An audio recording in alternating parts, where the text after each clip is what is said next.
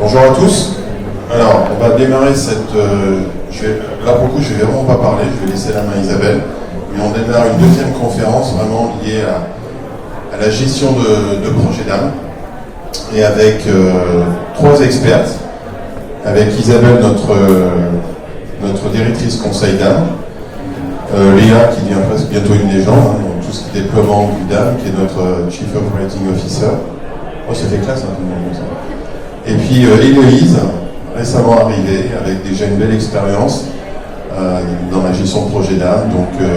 Et on a voulu cette session vraiment plus proche, on va dire, du quotidien, dans vraiment comment on gère les médias, comment on gère un projet. Donc, comme on dit chez nous, stage is yours. À vous, mesdames. Merci Frédéric, donc bienvenue à toutes et à tous. Donc on va vraiment être dans le partage des bonnes pratiques, vraiment le retour d'expérience, parce que chez Activo, on aime bien aussi partager toutes les expériences de projet qu'on a eues avec nos clients. Donc on va commencer. Donc je laisse la parole à Léa pour présenter Activo. Merci Isabelle, merci Fred pour l'intro. Alors Activo, on est un cabinet de conseil spécialisé dans les solutions de DAM, pour Digital Asset Management, PIM, pour Product Information Management, et CMS, les websites. On est un cabinet agnostique, c'est-à-dire qu'on n'a pas de parti pris avec un ou plusieurs éditeurs. L'idée, c'est en numéro 1, la satisfaction client, le service client. On est là pour répondre à leurs besoins, analyser les problématiques qu'ils ont en interne et voir justement les solutions qui sont les plus adaptées à leur projet. On a tendance à dire chez Activo qu'on n'a pas une solution DAM, une solution PIM, une solution de CMS. On a plusieurs solutions qui correspondent à des projets différents. Nous, notre travail, c'est justement d'être au plus proche du client pour comprendre son besoin et choisir la solution qui lui correspond pleinement. Donc voilà, synthétiser ici sur cette slide, ce qui est aussi une force de notre côté, on a une partie, une équipe qui s'occupe de l'onboarding, de l'accompagnement des clients avec la conduite du changement, une phase importante dans un projet de déploiement d'outils pour embarquer les utilisateurs, que ce soit avant le projet, pendant le projet et une fois que l'outil est lancé. Donc on a toute cette phase de conduite du changement et on a également une partie formation et onboarding où là on va pouvoir accompagner les utilisateurs finaux dans l'usage de leur plateforme au quotidien, partager les bonnes pratiques, partager des guides utilisateurs, des tutoriels vidéo qui sont montés, créés à partir de la plateforme client et pas un support générique qu'on partage à tous les clients. Voilà. On s'adapte vraiment à chaque fois aux besoins des utilisateurs pour réaliser ces différents supports. Comme vous l'avez compris, nous, l'objectif, c'est de satisfaire les clients finalement. Donc, une équipe qui grandit. Donc, on a des project managers, on a des content managers ou documentalistes. Donc, on a une équipe qui s'occupe de la partie conduite du changement, comme je l'ai dit, une partie événementielle, avec nos événements on-dam notamment en fin d'année. On a aussi donc, toute une équipe, ça c'est le plus important quand même, et j'ai oublié de le dire en premier, mais d'experts, DAM, PIM, CMS, et puis donc, toute une équipe IT pour répondre aux différents besoins. Ici, quelques références. Donc, on a des grands comptes, on a l'industrie, l'administration.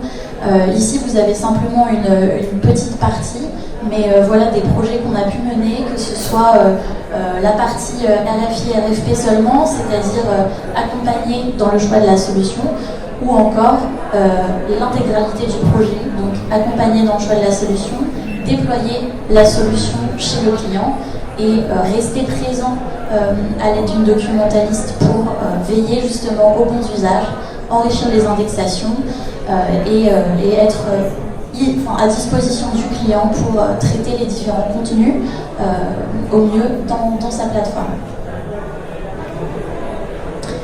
Alors peut-être avant de vous passer la parole, j'ai une question. Est-ce que ici tout le monde sait ce qu'est un DAM ?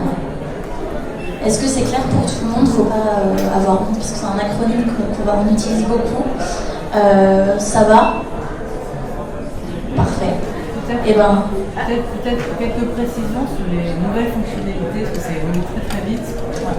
Donc, je veux dire, ces 12 derniers mois, qu'est-ce qu'on retrouve dans les versions? Ouais. Ok. Alors, pour ça, je vais donner la parole à Isabelle sur ce qu'est un DAM, et puis pourquoi pas les petites nouveautés avec l'IA, ce genre de choses. Alors, on va parler de l'IA demain. Donc, comme là, on est vraiment sur le retour de bonnes pratiques. En tout cas, c'est vrai qu'aujourd'hui, l'intelligence artificielle, elle impacte forcément les outils de digital asset management avec la reconnaissance faciale, la reconnaissance d'objets, avec ce qu'on appelle le tagage automatique avec des mots-clés. Mais ça, on a une conférence qui est dédiée uniquement à ce sujet demain matin, donc vous êtes toutes les bienvenus. Et puis, ça existe depuis longtemps, mais ça prend encore plus important. Je trouve que c'est l'aspect collaboratif aussi du DAM, l'aspect workflow, l'aspect gestion de templating. Voilà. C'est aussi des fonctions qui existent, mais qui se renforcent. Alors, sinon, le DAM, comme vous savez tout ce que c'est, je vais aller rapidement, mais le DAM, c'est une solution technique qui permet en gros de centraliser, de gérer, de diffuser, aussi de valoriser, pas oublier, tous les assets qui sont produits. Donc, un asset, c'est photos, vidéos, éléments de la marque, PDF, création, audio bien sûr, c'est tout un ensemble de médias. Donc ce qui est intéressant dans le Digital Asset Management, c'est que ça permet justement de gérer le cycle de vie d'un asset. Ça c'est hyper important. Donc le DAM, c'est vraiment le cœur du système du cycle de vie. Donc puisqu'on a un petit peu posé cette question à l'instant, il faut comprendre que le DAM a trois grandes familles un peu de fonctionnalités. Si je suis synthétique, c'est des fonctionnalités très riches et très puissantes en termes de moteur de recherche, en termes de conversion. À l'intérieur d'un DAM, je mets mon fichier master et ça va m'encoder automatiquement, me fabriquer tous les fichiers de diffusion qui vous permettent de répondre aux demandes de mes audiences. C'est la gestion des workflows. Dans le DAM, vous avez des workflows collaboratifs qui vous permettent de valider en fait des médias, par exemple, de travailler ensemble, par exemple, sur des paniers partagés. C'est ça aussi un outil de DAM. C'est pas que gérer des assets, c'est aussi travailler ensemble dans un outil. Vous avez aussi tout ce qui est gestion, d'avoir différentes versions en fait d'un même document, bien sûr les métadonnées. Une autre grande famille de fonctionnalités, c'est le fait de se connecter. Donc des DAM qui sont des solutions ouvertes, qui vont permettre de se connecter à des CMS, à des chaînes YouTube par exemple. Vous pouvez piloter votre chaîne YouTube à partir du DAM, c'est un exemple. Du coup, ce qui est intéressant, c'est que ça soit ouvert sur un autre environnement et ça va vous permettre que le DAM il soit central dans la gestion de votre écosystème numérique. C'est ça aussi les avantages de DAM. C'est pas seulement la bibliothèque de contenu, mais ça va bien au-delà. Et bien sûr, là, j'en parle pas aujourd'hui parce qu'on a une conférence demain. Bien sûr, tout ce qui est intelligence artificielle est venu enrichir fonctionnellement en fait les outils techniques de Digital Asset Management. Et bien sûr, à la fin, l'intérêt d'un DAM, c'est justement d'être partie prenante de votre écosystème digital et d'irriguer vos canaux de diffusion, donc des sites web, des réseaux sociaux, du print, des mobiles, d'être vraiment positionné vers les canaux de sortie. Pardon, tous les réseaux sociaux sont concernés? Oui, ça peut être connecté pour tous les réseaux. Alors, on va continuer sur notre atelier. Donc là, l'idée, c'est de vous partager véritablement en fait quelles sont les étapes de projet d'un DAM. Donc là, c'est le résultat de toute notre expérience sur la gestion de projet. Donc la première étape vraiment qui est importante quand vous commencez un projet ou quand vous avez envie de faire évoluer une solution, vous pouvez très bien déjà être équipé d'une solution de DAM, vous avez envie de la faire évoluer, c'est qu'on va partir du cadrage du projet. Donc là, on va procéder par interview. Et le livrable, ça va être une note de cadrage de quelques pages où on va déterminer quelles sont les instances de pilotage du projet. Quelle est l'équipe projet qui va se mettre en œuvre? Quels sont vos objectifs? Quelles sont les opportunités, les gains que vous attendez de votre projet de DAM ou de votre changement de solution de DAM? Très important parce que ça sera votre fil conducteur tout au long du projet. Et puis, ça va vous permettre également de regarder quelles sont les contraintes que vous avez en début de projet, des contraintes techniques, des contraintes juridiques. En gros, c'est une overview, une vue d'ensemble de votre projet que vous synthétisez à travers une note de cadrage. Et comme ça, vous pouvez commencer à travailler sur votre projet. Deuxième phase, extrêmement importante, c'est l'audit de l'existant. vous avez une solution DAM ou vous n'en avez pas, mais forcément vos assets ils sont quelque part. Donc, donc nous, on vient vous aider à cartographier en fait le mapping de vos contenus. On va aller regarder quelles solutions vous utilisez. On va regarder aussi les volumétries. C'est pas pareil d'avoir 300 000 assets, 1 million ou seulement 10 000. Ça va aussi orienter sur forcément le choix des solutions. On va regarder comment vous travaillez sur ces contenus, quels sont les workflows en fait de travail que vous avez, comment vous travaillez de la production jusqu'à la publication et jusqu'à la diffusion des contenus. Bref, on va faire une sorte d'instantané à l'instant T de où sont vos assets, comment ils sont gérés, quelle volumétrie et quels sont déjà les workflows métiers qui sont autour de ces assets. Donc ça vous donne la photographie à l'instant T. Et ensuite, on va passer de façon assez logique et progressive au recueil des besoins. Donc là, on a cadré, on a fait l'état des lieux maintenant de quoi les utilisateurs ont-ils besoin. Donc c'est une étape extrêmement importante. Là, je ne saurais vous conseiller de prendre le temps nécessaire à cette étape. Mieux vous définissez vos besoins, meilleur sera ensuite le choix de l'outil que vous ferez. Donc n'hésitez pas à avoir des panels représentatifs. Différents types d'utilisateurs, des gens qui vont seulement avoir besoin de rechercher des contenus, des gens qui vont avoir besoin de déposer des contenus. Vous pouvez même aller jusqu'à associer des parties prenantes, je sais pas, des photographes, des agences qui travaillent avec vous. Il faut faire un tour de table complet des besoins que vous avez. Donc, faites des échantillons, prenez votre temps. Alors après, comment ça se concrétise? Comment on fait pour bien recueillir les besoins finalement? Donc, généralement, nous, on fonctionne par des workshops, par des ateliers qui vont nous permettre de designer des use cases, des user stories. Donc, on va en fait reconstituer un cheminement. Donc je sais pas, moi j'ai juste besoin de chercher comment je vais chercher. J'ai besoin de contribuer, comment je vais être amené à contribuer. Et comme ça, on va à chaque fois progresser, multiplier les use cases et les stories pour construire en fait une expression de besoin. Et donc on travaille chez Activo avec des personnes qui sont spécialisées en design thinking. Et on travaille aussi avec des outils, vous savez, de type Klaxoon. C'est en fait des post-it numériques qui vont permettre aussi de positionner des besoins, des nouvelles idées, ou alors des choses dont on ne veut plus du tout, parce qu'une expression de ces besoins, c'est aussi recenser les points de difficulté. Donc, avec tout ça, on va arriver à l'étape numéro 4, ça va être le cahier des charges. Une fois que vous avez recueilli vos besoins, vous allez construire le cahier des charges. Alors, n'hésitez pas, moi je conseille quand même d'être assez exhaustif dans le cahier des charges, de bien poser toutes vos problématiques. N'hésitez pas à mettre aussi déjà les workflows que vous avez envisagés, comment vous voyez la façon dont les personnes vont contribuer. Est-ce que vous avez des étapes de validation quand un contenu est déposé? Souvent, on peut avoir besoin d'une validation technique ou d'une validation juridique. Donc, positionnez bien en fait tous vos workflows à travers votre cahier des charges. Et bien sûr, il y a un sujet qui est important, c'est la gouvernance. J'ai parlé tout à l'heure à la réunion précédente. Le DAM, c'est pas que la solution technique, c'est tous les process qui vont autour. C'est qu'est-ce que je mets dans mon DAM? Ça peut vous paraître hyper basique comme question, mais le DAM, on ne met pas tout et n'importe quoi dedans. Qu'est-ce que je mets comme contenu? Qu'est-ce que je n'y mets pas? Qui va avoir le droit de contribuer? Qui va être les administrateurs? Quelles vont être vos cibles, internes, externes? Est-ce que vous voulez ouvrir le dépôt à des photographes ou pas? Tout ça, ça fait partie de la gouvernance. C'est très important. Ça va vous permettre aussi de définir à quel moment vous voulez retirer des contenus de la publication. Qu'est-ce que deviennent ces contenus? Est-ce que vous allez les conserver pour avoir une vocation patrimoniale de votre fonds? Parce que vous ne pourrez sans doute pas tout garder, ça je vous le dis. Je sais des fois on a envie de tout garder, mais non. Parce qu'un DAM, c'est aussi un enjeu de durabilité. Il y a un impact environnemental derrière un DAM, donc il faut se dire qu'est-ce que je garde, qu'est-ce que je ne garde pas. Voilà. Et ensuite, on arrive aux deux dernières étapes. C'est quelles sont les solutions DAM finalement qui vont faire partie de mon scope.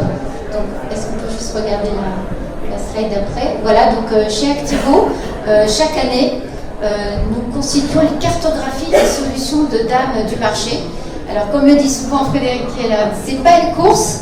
Je sais qu'il y a les Jeux Olympiques, mais c'est pas une course. C'est vraiment une cartographie de toutes les solutions du marché qui existent, que vous voyez classées entre les challengers et les leaders. Mais vraiment, c'est d'avoir cette vision d'ensemble. Chaque solution est adaptée à des besoins, à vos besoins.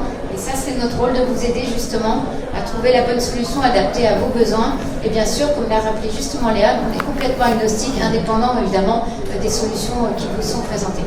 Et ensuite, on vous accompagne pendant ce qu'on appelle le RFI, RFP, en gros pendant la consultation, pour vous aider à choisir la solution de DAM qui va mieux répondre à vos besoins. Et là, je vais passer la parole à Léa, Parce qu'une fois qu'on a choisi cette solution de DAM, bien sûr, il faut l'implémenter. Et là, c'est une autre histoire qui commence. Alors, vous avez vu les différentes phases de ce que nous on appelle le cadrage et la partie conseil sur le projet DAM. Une fois que vous avez votre solution, là, on intervient avec Héloïse sur la phase de déploiement. On commence par quoi? Tout simplement par des ateliers avec les métiers. Chaque atelier est sur une thématique bien précise. L'objectif, ça va être de simplement récupérer les besoins. On sait très bien qu'à chaque fois, un projet DAM, ça s'ajoute à votre quotidien. Vous avez d'autres choses à traiter. Vous ne pouvez pas bloquer 6 mois de votre temps, 3 mois sur le lancement d'un outil. Nous, l'objectif de ces ateliers, c'est de travailler avec vous, de travailler pendant ces temps qu'on a mis en place, de récupérer les informations dont on a besoin pour configurer au mieux la plateforme que vous avez choisie, pour l'adapter à vos besoins métiers, au process de chaque utilisateur de l'entreprise. Donc on a ces ateliers métiers et pendant ces ateliers métiers, on commence dès le début à préparer l'existant en vue d'intégrer vos données. Peut-être Héloïse, tu pourrais nous préciser ce que signifie la préparation de l'existant et qu'est-ce qu'on entend aussi par intégration de données?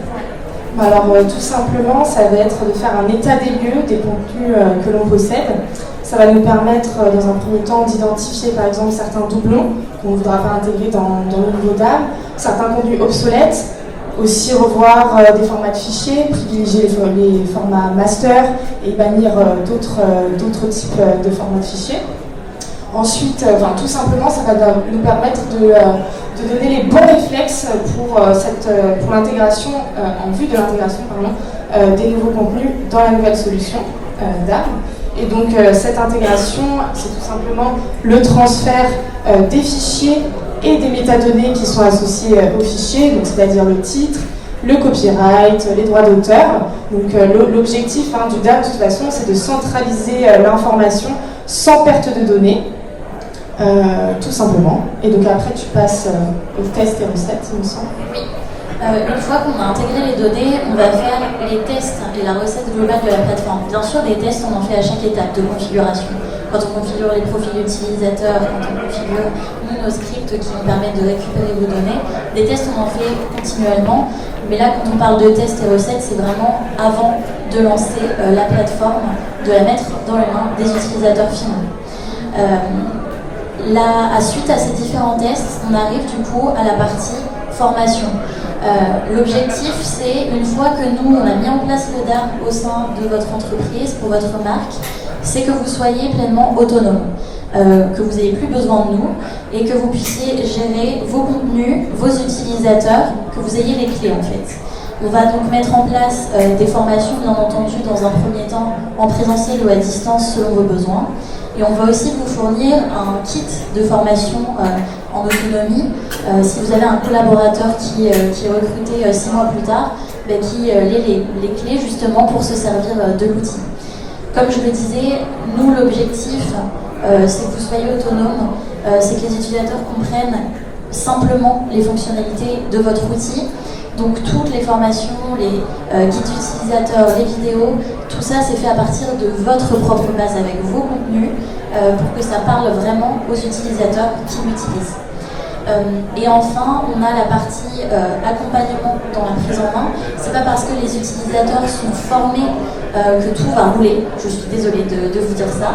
Il va y avoir un suivi qui sera nécessaire pour justement veiller aux bonnes pratiques du DAM, au bon usage.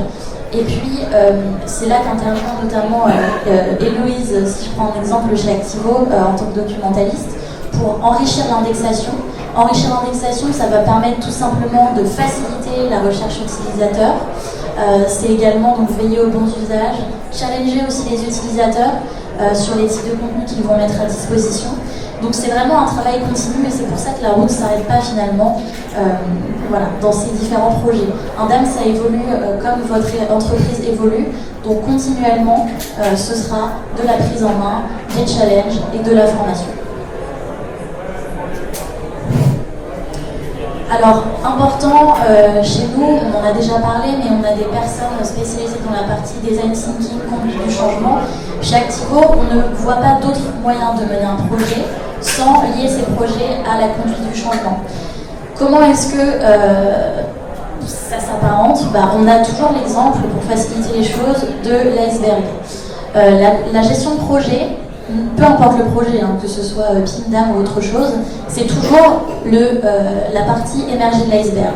Donc on met en place des organigrammes, des process, on organise des ateliers. Mais nous, ce qu'on veut aussi venir trouver quand on met en place un outil, c'est prendre en compte au sein de l'entreprise s'il y a des tensions, des problèmes d'ego. L'idée, c'est de pouvoir faire ressortir tout ça pour comprendre le fonctionnement interne et faire en sorte qu'il n'y ait pas de refus du changement au sein de l'entreprise. On sait très bien quand on lance un outil, il y a toujours cette peur du changement. L'idée, nous, c'est de pallier à cette peur en ayant toujours des réponses et en travaillant au plus proche de chaque service pour répondre à leurs problématiques quotidiennes. Donc, on a cette courbe de hype qu'on aime bien partager parce que ça reprend tout simplement les phases du changement dans le fonctionnement humain. Quand on met en place un projet, quel qu'il soit, on a la première partie, vous voyez, la partie préparation, où là on a énormément d'attentes. Le projet, ça va être super, on va mettre en place ci, ça. Et puis, quand on arrive à la partie du déploiement, où là, on est confronté à l'outil, où les différents services se mettent à l'utiliser, on peut avoir une phase, quand on n'a pas de personnes qui nous accompagnent, de déclin.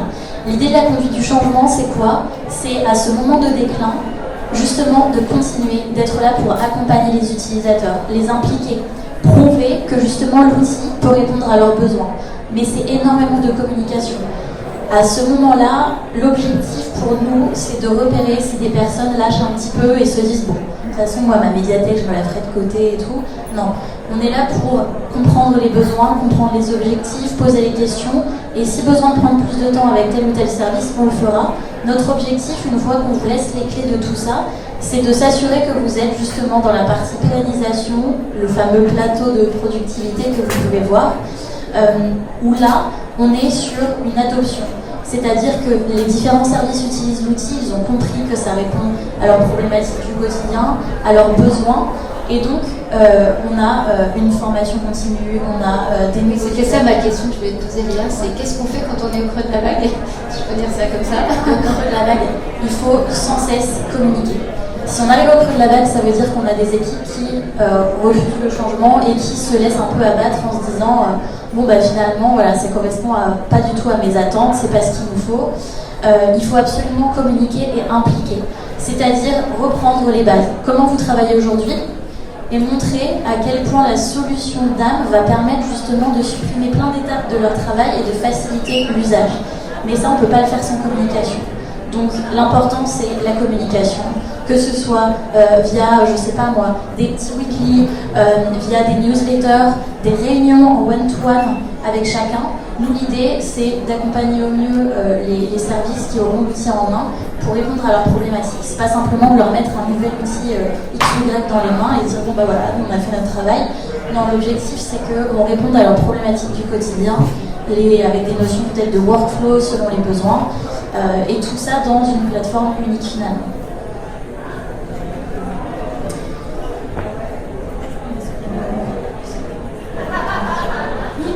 Du coup, on va passer sur les 10 facteurs clés du succès d'un projet DAM. Isabelle. Ouais, là, on avait envie de partager avec vous. Ça, c'est vraiment le fruit de presque 20 ans d'expérience. C'est quels sont un petit peu les conseils qu'on a à vous donner pour réussir votre projet de DAM. Donc, la première chose, c'est vraiment, quand on dit sponsoriser au plus haut niveau, qu'est-ce que ça veut dire? C'est vraiment d'avoir quelqu'un qui va vous soutenir dans votre entreprise pour mener à bien votre projet de DAM. Donc là, il faut que vous ayez quelqu'un au sein des services de communication, des services marketing, quel que soit le service dans lequel vous travaillez, qui vraiment soit un fer de lance dans l'entreprise pour appuyer le projet, pour obtenir les budgets nécessaires, parce qu'un projet de DAM, c'est quand même un budget à investir, et qui va en gros défendre votre projet au plus haut niveau hiérarchique et vous accompagner. C'est extrêmement important. Ensuite, la co-construction, l'évaluation et l'amélioration. Moi, je suis extrêmement attachée au mode de travail collaboratif. Je crois qu'on est tous ici, autant qu'on est aujourd'hui devant vous chez Activo, attachés à ça. On croit vraiment, vous savez, à la participation des personnes. Plus vous allez embarquer les personnes en amont, mieux vous allez favoriser l'adoption de votre outil au début. Donc, il faut vraiment être dans la co-construction. Vous l'avez vu quand on vous a parlé tout à l'heure, au niveau de l'expression des besoins, on a dit qu'on construisait les choses. Donc ça, c'est ça que vous fassiez ça avec vos utilisateurs. Léa l'a très justement rappelé. Le DAM, en fait, c'est un long cheminement. C'est pas quelque chose qui a un point de départ, un point d'arrivée. C'est quelque chose qui est en perpétuelle évolution. Donc vraiment, cette participation, cette association, elle est importante. Et comme je vous dis, jusqu'à aller à discuter avec vos parties prenantes externes. Vous avez un chef de com qui peuvent travailler pour vous ou les producteurs audiovisuels. Parce que tout ça, ça va vous permettre d'améliorer votre solution et d'être dans un processus intellectuel d'amélioration continue. Alors, bien définir ses besoins, j'en ai parlé tout à l'heure au moment de l'expression des besoins, mais il y a quelque chose dont j'ai pas parlé, c'est quand vous êtes en phase de finalisation de choix d'une solution d'âme, ce que vous pouvez faire si vous en avez le temps, si vous en avez l'opportunité, si vous en avez les moyens, c'est quand vous arrivez vraiment à la finalisation, par exemple vous avez 2 solutions en fait, par exemple, c'est d'organiser ce qu'on appelle un POC. Voilà, j'en ai fait quelques-uns. Ça s'appelle Proof of Concept, c'est-à-dire qu'on organise en gros des tests avec les 2 solutions finalistes pour voir concrètement quelle est la prise en main de l'outil par les différents utilisateurs. Parce qu'un POC, vous allez associer tous vos utilisateurs, que ce soit des contributeurs ou des personnes simplement qui ont besoin de faire de recherche. Et donc vous allez leur mettre dans les mains concrètement l'outil. Ça dure généralement sur plusieurs semaines avec des use cases justement qu'on a retenu dans son cahier des charges et là finalement on met en œuvre. Et je ne saurais vous conseiller que de passer par cette étape parce qu'en plus vous associez, là aussi toujours la participation, vous associez vos utilisateurs quasiment au choix de l'outil. Donc après, vous avez cette légitimité qui vient en fait des personnes concrètement que vous impliquez et ces personnes que vous impliquez, elles pourront demain être les ambassadeurs de votre solution de DAM dans votre entreprise.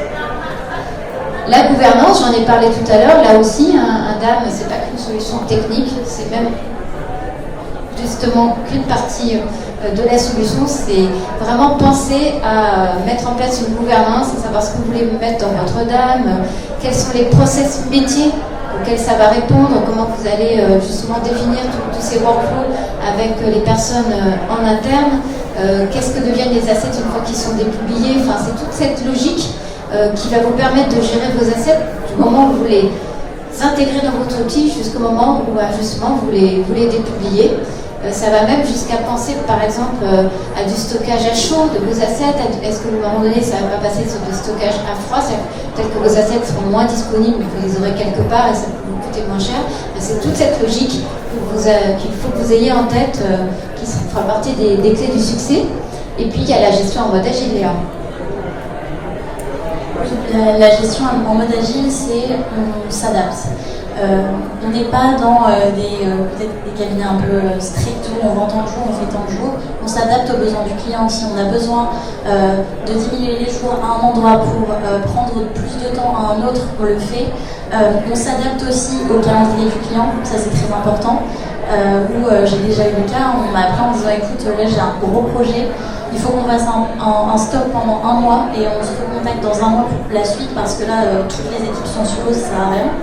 Nous on s'adapte. L'idée c'est de pouvoir travailler ensemble. Tout ça c'est lié finalement. On a tendance à dire chez Activo, si vous étiez là, vous avez déjà entendu cette citation, je suis désolée, mais un projet d'âme, c'est tant pis.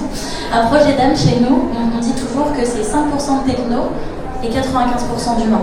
Pourquoi? Parce que la solution, elle existe, on l'a très bien. Elle a des fonctionnalités, on sait tous que ça marche, sinon ce ne serait pas sur le marché, ça ne serait pas vendu. Mais la solution, elle est quoi? Elle est gérée par des humains en entreprise. Donc ça revient à la conduite du changement. Tout ça, c'est lié à la partie gérer un projet en mode agile finalement. Et après, on arrive à la suite qui concerne un petit peu plus Héloïse que moi pour le coup. On en a un peu parlé tout à l'heure, mais c'est vrai que la reprise de données, c'est essentiel dans le déploiement d'une solution DAM. Déjà parce que ça va garantir la bonne continuité des opérations dans ce déploiement-là, notamment quand on commence à mettre en place la taxonomie. c'est-à-dire le classement, comment les assets, les contenus vont être classés dans la solution, ce qui va permettre à la fois de les retrouver, de les rechercher et de les gérer dans la solution DAM. Donc c'est toute cette taxonomie, cette reprise de données qui va garantir et qui va, qui va garantir la fiabilité des données et l'intégrité, c'est le mot que je cherchais, l'intégrité des données dans cette solution. Moi, j'ajoute quelque chose par rapport à ce que tu as très bien expliqué, Héloïse, c'est que quand vous avez un projet de DAM, vous savez, c'est comme quand on déménage, on fait un peu de rangement, des fois on garde, des fois on ne garde pas, mais c'est vraiment l'occasion de remettre à plat toute la logique que vous avez, d'informations, de métadonnées. Souvent, on crée pas mal de champs dans une fiche documentaire à un moment donné, et puis quand on change d'outil, on se dit, finalement, ce champ-là, je l'utilise jamais, ou alors il est plus pertinent, ou alors au contraire, il faut en créer de nouveaux. Donc, dans la reprise de données, c'est pour ça que c'est une étape absolument primordiale. C'est que non seulement, c'est vrai que c'est la fiabilité, c'est tout le process de reprise en tant que tel de données qui existent, mais c'est surtout l'occasion, ça je ne saurais vous le conseiller, de tout remettre à plat. De regarder vraiment ce champ-là, il est utile, il n'est pas utile, utilisé, il n'est pas utilisé. Donc vraiment, profitez de ce moment pour faire vraiment une reprise à plat complète, finalement, de votre modèle descriptif documentaire, de toutes vos listes d'indexation et de thésaurus. Donc ça, c'était une petite aparté, mais qui me semblait importante. Alors l'autre facteur de succès, vraiment, c'est pour moi, c'est extrêmement important, c'est le DAM, c'est pas seulement une bibliothèque de contenu, alors bien sûr que c'est ça à l'origine, c'est comme ça que ça s'est constitué, mais surtout pensez vraiment le positionnement de votre DAM à l'intérieur de votre écosystème digital.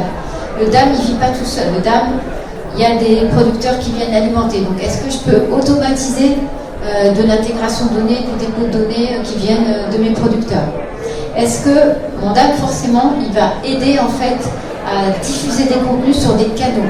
On en a parlé sur des réseaux sociaux, sur des sites web. Donc, est-ce que mon DAM, finalement, il ne va pas être utile pour venir se plugger à d'autres environnements, à d'autres outils qui vont venir alimenter, qui vont faire gagner du temps? Et n'oubliez pas que le DAM, c'est vraiment la seule source qu'on appelle la source unique de vérité de contenu. Donc par exemple, si vous interfacez votre DAM, je prends cet exemple-là, avec une chaîne YouTube par exemple, ça veut dire que votre DAM, il va être vraiment le pilote des contenus qui sont publiés sur votre chaîne, et qu'à un moment donné, si vous décidez d'archiver une vidéo sur votre DAM, ça va aussi couper le lien sur la chaîne YouTube. Donc ça veut dire que quelque part, vous ne prenez pas de risque.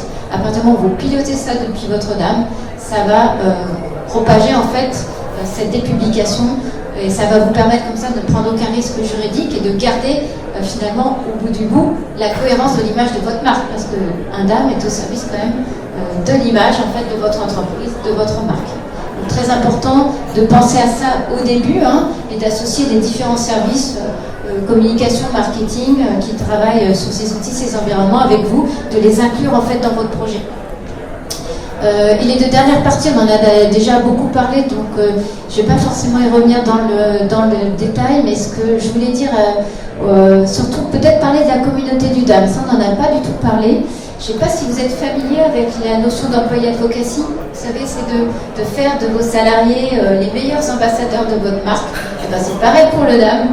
Il faut que vous trouviez comme ça, moi j'aime bien appeler ça des pionniers du DAM de votre entreprise, ceux qui vont vraiment être des relais, presque des influenceurs du DAM chez vous, et qui vont vous permettre en fait comme ça de constituer un réseau de personnes fidèles, de personnes qui ont envie de défendre le DAM et qui vont après porter la bonne parole dans leur service, qui vont peut-être même être des personnes référentes, qui vont recueillir du contenu, accompagner les contributeurs à déposer leur contenu dans leur système de DAM.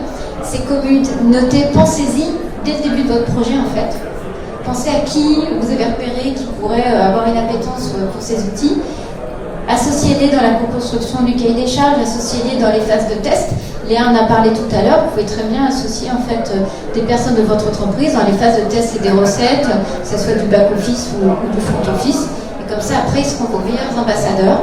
Vous pouvez, moi ce que je vous conseille aussi, c'est d'animer ces communautés, parce que ça a besoin quand même d'être animé. Vous pouvez utiliser, je ne sais pas, vos réseaux sociaux internes par exemple, créer presque des hubs de services dans lesquels ils vont retrouver toutes les galeries UDAM, où ils vont retrouver des conseils, où ils vont retrouver par exemple tous les templates de contrats juridiques, enfin tout ce qui va être la matière dont ils vont avoir besoin en fait pour utiliser l'outil. Donc, parce que ces communautés, il faut les appuyer sur une animation. C'est vrai que c'est bien aussi d'avoir, on n'en a pas parlé d'ailleurs, on en parlera après je pense dans les petits tips, quelqu'un qui va animer cette communauté en fait d'ambassadeurs. Donc c'est très important en tous les cas d'avoir ces personnes qui vont vous accompagner et qui vont relayer la bonne parole. Et souvent quand on est dans des grandes organisations, on a besoin aussi d'avoir comme ça des relais. On ne peut pas faire tout forcément tout seul. De toute façon le travail sur un DAM c'est un travail d'équipe. On va vous partager à la fin des petits tips, des petits conseils, ça c'est les facteurs clés de succès, mais là vous voulez mettre l'accent sur certaines choses qu'on ne vous a pas encore partagées. Le premier, c'était donc garder en tête l'objectif initial du projet, parce que c'est vrai, comme on l'a vu au cours du projet, on peut perdre le premier besoin de pourquoi on voulait mettre en place ce DAM-là. Donc c'est important justement de garder en tête le premier besoin que l'on avait. Et c'est ce qui permet justement d'avancer petit à petit, de prioriser les actions et donc de ne pas partir directement dans un projet trop ambitieux puisque l'on garde le besoin premier en tête de cette mise en place du DAM. Je rebondis sur ce que tu disais Isabelle sur les besoins de communiquer. Bien penser, quand vous lancez un DAM, on dit penser au futur, qui est le responsable du DAM, qui est là pour justement lancer ces communications, qui est là pour veiller au bon usage, c'est super important. Un projet DAM qui échoue, dans 95% du temps, c'est parce qu'il n'y avait personne qui avait le rôle justement de responsable de l'outil. Et donc, tout le monde se servait du DAM pour un peu tout et n'importe quoi. Donc vraiment penser à ça, avoir un responsable du DAM. Et puis, très important aussi, on l'a dit, mais le DAM, comme votre entreprise, évolue au cours du temps. L'éditeur va ajouter de nouvelles fonctionnalités. Vous allez créer peut-être de nouveaux contenus, des contenus 3D qu'il faudra intégrer à l'outil. Donc ça évolue, ce qui sous-entend de la formation continue auprès des équipes. Donc ça, vous pouvez le faire sur plusieurs biais. On a des clients qui mettent en place des newsletters, des petits rendez-vous hebdomadaires. Ça, après, c'est à voir ce qui est le plus simple au sein de votre entreprise. Peut-être, Isabelle, je sais que le dernier tips, tu es assez fan, si tu veux en parler. Oui, parce que comme vous l'avez vu, on vous a dessiné une petite route tout à l'heure sur la gestion du projet du DAM, et la route, elle ne s'arrête pas à la livraison du projet, voire même à la formation des utilisateurs. C'est qu'il faut absolument veiller à connaître le taux de satisfaction de votre outil de DAM. C'est hyper important. Donc par exemple, au bout de 6 mois, commencez à mettre en place une enquête de satisfaction auprès de vos utilisateurs, pareil, échantillonner les utilisateurs que vous allez interroger. C'est très important. Pensez aussi, moi je suis vraiment à fond à la co-construction. Donc, par exemple, votre communauté de DAM dont on a parlé tout à l'heure, pourquoi pas les rendre partie prenante de la construction de la roadmap de votre DAM, par exemple. Ce sont des utilisateurs au quotidien, c'est eux qui ont la meilleure appréciation des petites choses qui pourraient leur faciliter la vie, des fonctionnalités qu'il faudrait demander, de comment on pourrait faire évoluer. Donc associez-les, construisez avec eux la roadmap du DAM. Je pense qu'il ne faut pas avoir peur en fait d'associer les personnes de votre entreprise à la construction de l'outil. Et c'est de cette façon-là, on ne l'a pas matérialisé là, mais on l'aurait pu. C'est comme ça qu'on fait une sorte de cercle vertueux où on met en place, on teste, on fait un retour, on identifie des fonctionnalités, on travaille avec son éditeur. Je pense que c'est très important d'avoir presque une relation partenariale quand vous êtes DAM manager avec son éditeur, de le challenger bien sûr, et de co-construire avec lui sa roadmap. Il y a certains éditeurs qui ont des clubs utilisateurs qui sont faits pour ça. Vous pouvez amener des fonctionnalités, vous pouvez rencontrer aussi d'autres personnes, d'autres secteurs, d'autres entreprises. Et c'est de cette façon-là que vous construisez ce cercle vertueux.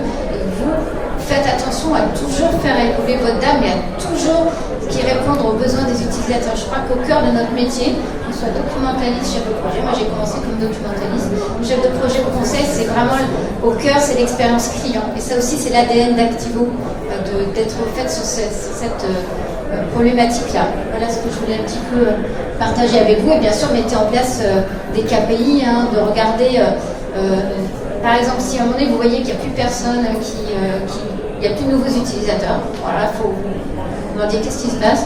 quand les téléchargements chutent aussi brutalement, construisez un petit tableau de bord de votre dame, mettez en place des KPI pour suivre un petit peu l'évolution, ça c'est très important. Et je voulais parler de quelque chose, on n'en a pas du tout parlé, c'est que dans l'écosystème d'Activo, on travaille notamment, je crois que c'est Marc Davet, sur le DAM Playbook, et ça permet... Oui, Davy, ouais. J'ai pensé à la française. Ce sont en fait des personnes avec qui on travaille, à qui nous avons construit ce qu'on appelle des modèles de maturité du DAM, c'est-à-dire des modèles qui vous permettent de positionner votre DAM selon un certain nombre de critères. Par exemple, où j'en suis de la gestion de mes droits, par exemple. Comment je les gère aujourd'hui? Est-ce que je suis à l'étape 1, l'étape 2, l'étape 3, l'étape 4? Où j'en suis justement de l'intégration de mon DAM dans mon écosystème? Est-ce que je ne l'ai pas fait du tout? Est-ce que j'ai commencé un peu avec le CMS, avec les réseaux sociaux? Et ces modèles de maturité du DAM, c'est hyper intéressant parce que ça vous permet de mesurer où vous en êtes et où, jusqu'où vous pourriez aller en fonction de vos besoins. Donc j'avais envie quand même aussi de vous parler de ça. Je ne sais pas si Frédéric, tu pourrais ajouter quelque chose. Ce qu'on peut dire en fait, c'est pour ça que j'ai fait un peu avancer les slides, qu'on arrive à la fin de la session, c'est que voilà, tout ça avec Isabelle, on est en train de l'orchestrer autour du site damnews.fr. Qui est lancé cette semaine, mais en version assez limitée, avec un peu de contenu. L'idée, c'est de faire du 100% français. Ciléa, tu peux venir juste sur la slide précédente. Voilà, parce que depuis l'année dernière, on a fait l'acquisition de daynews.com. Daynews.com, c'est 4500 articles, c'est 400 000 visites par mois. C'est une équipe éditoriale. C'est le Bayer Enterprise Guide qu'on a travaillé avec l'équipe, 527 pages. Alors évidemment, tout ce contenu, ça demande de l'effort. Vous pouvez souscrire pour la somme modique de $800 à l'année et avoir accès à l'ensemble des contenus. Donc c'est beaucoup moins cher qu'un rapport Forrester à $6 000. Donc voilà, avec des études pertinentes. Et si on revient à la slide, voilà, donc dès septembre, en tout cas, vous aurez la possibilité d'avoir l'intégralité de ces contenus, et c'est super important parce que un DAM, c'est pas simplement des vignettes dans une interface web, c'est un moteur. Et aujourd'hui, un moteur, vous voyez la vidéo ici, la petite caméra qui est devant nous, elle shoot en 8K à 60 frames seconde. Les médias sont de plus en plus riches, et donc à un moment donné, ça ne va pas se gérer simplement avec un petit portail CMS. Voilà. Et je pense qu'un certain nombre d'acteurs, que je reconnais dans la salle, ont des photos qui font jusqu'à 100 millions, 300 millions de pixels. Il faut savoir que quelquefois, certains DAM sont limités à un certain nombre de pixels dans la largeur. On ne dira rien, Véronique. Donc tout ça pour dire que, voilà, en tout cas, on essaie de démocratiser tout ça. Et pour reprendre ce que disait Isabelle, effectivement, ça fait 10 ans qu'on est proche de la DAM Foundation et rester proche des nouvelles que nous allons partager, parce que on a fait l'acquisition de DAM News, on est en train de faire l'acquisition de Aki Equity Software Company pour récupérer ce qu'on appelle le playbook qui permet de comparer les solutions de façon agnostique. Et donc d'ailleurs sur notre chaîne YouTube, vous allez pouvoir retrouver. Alors chaîne YouTube, on est à 2 500 000 vues, donc ça commence. Alors on n'est pas dans le podcast à se gratter les doigts, ou se faire les ongles, mais on est vraiment dans une approche vraiment ultra détaillée, avec des interviews de l'ensemble des éditeurs. Donc là vous en avez une petite partie. Il y a une application mobile qui va avec, où vous retrouvez tous ces contenus. Voilà, donc on a aussi le nouveau site web qui a été lancé il y a juste une dizaine de jours. Donc n'hésitez pas à nous faire nos retours, vous avez déjà été nombreux. Et puis voilà, on a lancé Ondam. Je vais peut-être, Isabelle, te laisser parler d'Ondam. Alors, Ondam, donc on est à la 3e édition, si je ne me trompe pas. 4e, pardon. Je suis arrivée il y a un mois, là. Désolée, 4e édition, le temps passe trop vite. Et c'est vraiment des conférences 100% DAM, quand même le seul événement 100% DAM en France. Donc il fait venir des éditeurs où on parle des dernières tendances du DAM. Donc vraiment, venez y participer. Donc c'est le 19 et le 20 novembre dans un lieu exceptionnel sur les Champs-Élysées. Donc comme on aura passé les Jeux Olympiques, je pense qu'on sera plus tranquille. Donc vraiment, venez à Ondam, c'est gratuit. Venez profiter en fait des conférences, venez interagir avec nous, venez nous donner votre avis et participer aux conférences et aux ateliers et rencontrer les éditeurs de Digital Asset Management qui viennent sur ce salon. Merci à toutes et à tous. Je je voudrais vous remercier, mesdames, parce que vous êtes l'incarnation exacte de l'ADN d'Activo. Merci à vous. Merci.